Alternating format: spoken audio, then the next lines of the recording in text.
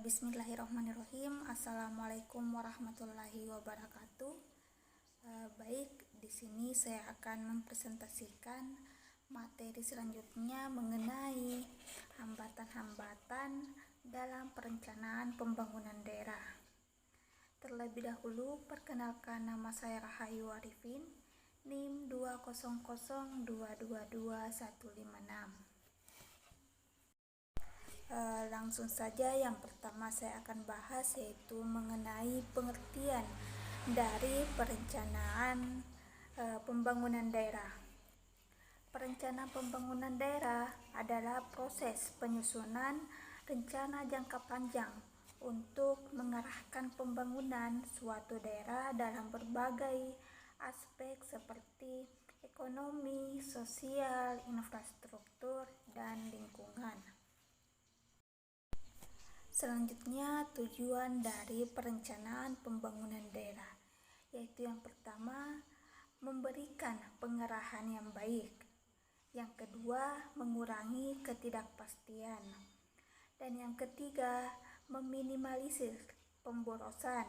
Dan yang terakhir yaitu menetapkan tujuan dan standar yang digunakan dalam fungsi selanjutnya yaitu proses pengontrolan dan evaluasi.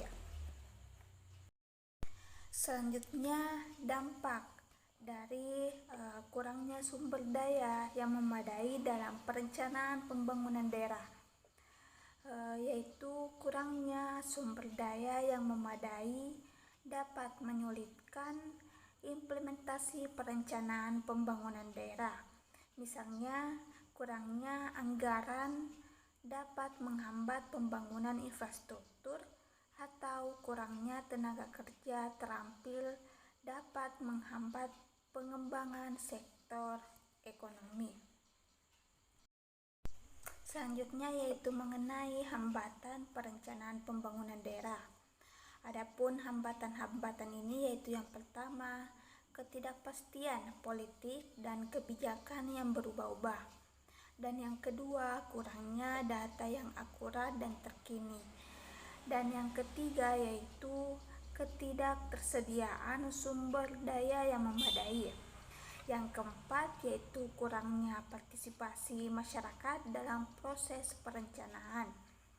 Dan yang kelima yaitu konflik kepentingan antar pihak yang terlibat. Dan yang terakhir yaitu kurangnya kesadaran akan pentingnya perencanaan.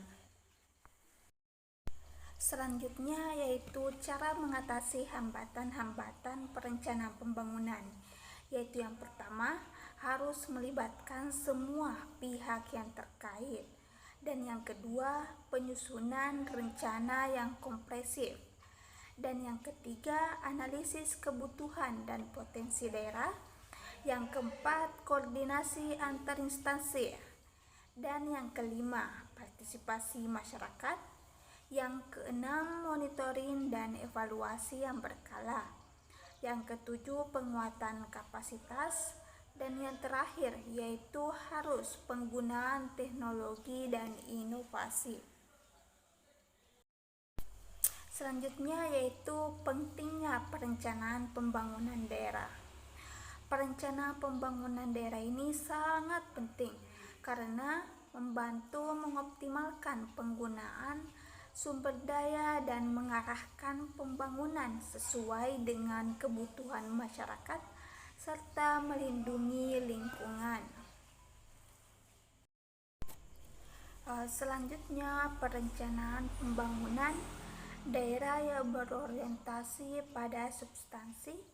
Penggunaan pendekatan yaitu yang pertama, pendekatan holistik tematik.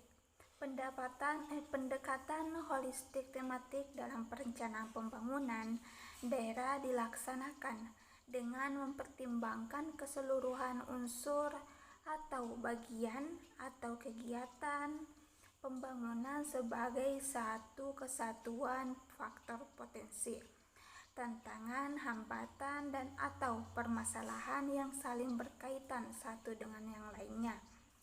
Dan yang kedua, pendekatan yang digunakan yaitu pendekatan integratif. Pendekatan ini digunakan dengan menyatukan beberapa kewenangan ke dalam satu proses terpadu dan fokus yang jelas dalam upaya pencapaian tujuan pembangunan daerah. Selanjutnya yaitu ciri-ciri dari perencanaan pembangunan, yaitu yang pertama menghasilkan program-program yang bersifat umum. Yang kedua, analisis perencanaan bersifat makro. Yang ketiga, lebih efektif dan efisien digunakan untuk perencanaan jangka menengah dan jangka panjang. Yang keempat, memerlukan pengetahuan secara interdisipliner, general, dan universal. Yang kelima, memiliki spesifikasi yang jelas.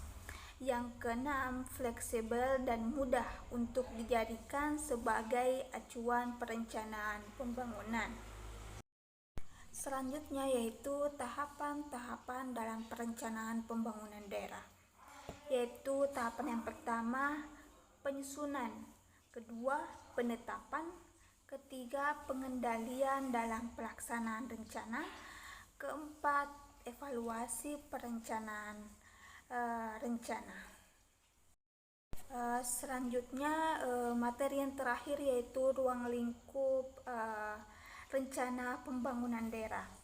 Di sini ada 3 ruang lingkup, yaitu yang pertama rencana pembangunan jangka panjang, rencana pembangunan jangka menengah, dan rencana pembangunan tahunan.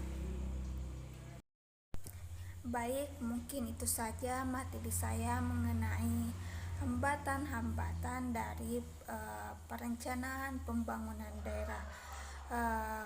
Sekian dan terima kasih. Wabillahi taufiq wal hidayah. Wassalamualaikum warahmatullahi wabarakatuh.